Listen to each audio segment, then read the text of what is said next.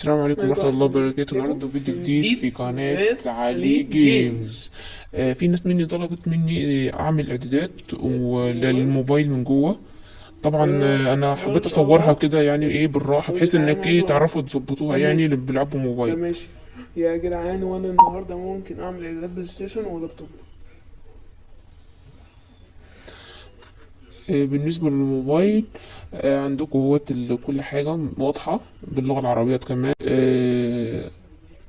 أنا حبيت أعملها ببطء كمان بحيث إنك تعرفوا تنقلوها. وانا احس كمان ان غير ان اعدادات الموبايل من جوه، احس ان الزراير بتاعه التاتش من بره تحس ان هي تبقى قريبه من صوابع ايدك، ده اهم حاجه.